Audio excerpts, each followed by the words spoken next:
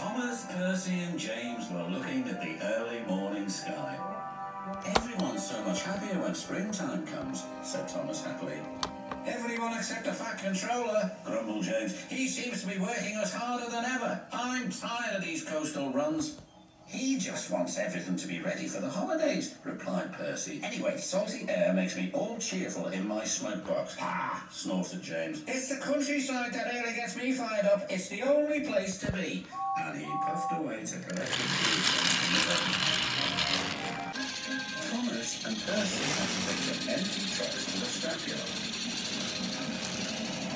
As they were shunting their trucks into a siding, they saw an old coach. She looked very sad. "What are you doing here?"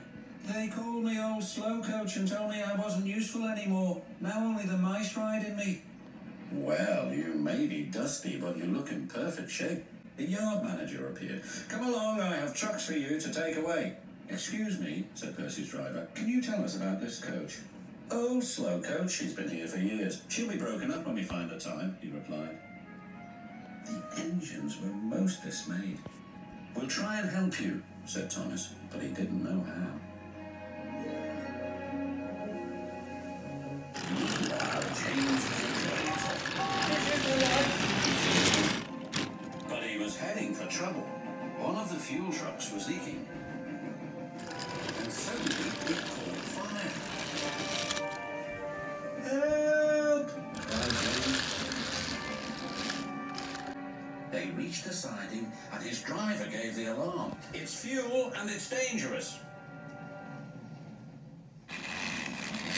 As Thomas and Percy approached the junction, they saw the smoke and a guard waving a red flag. "Sparks from James's funnel have set the fuel trucks ablaze," he called. "The firemen have got things under control, but it's quite a mess." "You said the countryside drum got you all fired up, James," said Percy. "But I didn't think you meant it in this way." "Ha!" snorted James. "It was the stupid truck's fault, not mine."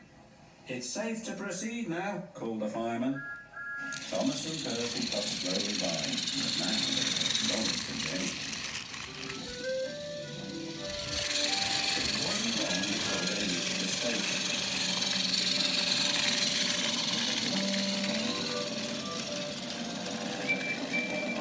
Later, as they were having a long drink at the water towers, they suddenly heard a commotion. "What's the matter?" Thomas asked. "It's another fire at the workman's hut," replied Thomas's driver. "We'd better see what we can do."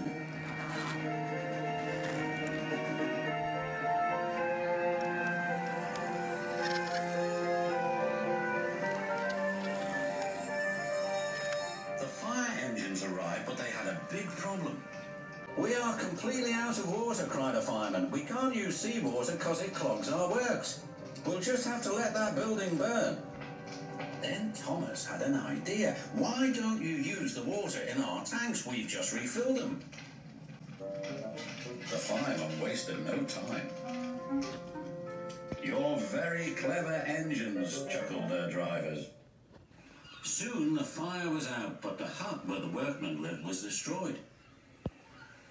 "We'll need to find something to house the men. They can't sleep on the beach," said the foreman. "What about old slow coach? She would be perfect for the workmen." "Comfy too," added Thomas. "What a good idea, Percy," said his driver. They phoned the Fat Controller, who agreed. "She'll be spick and span by the time you collect her." And she was, and very happy too. "I can't thank you enough," she said. "I feel splendid." The engines buffered up to her, and she set off happily for her new home. Everyone agreed there was nothing old or slow about Coach, and she will always be really useful indeed.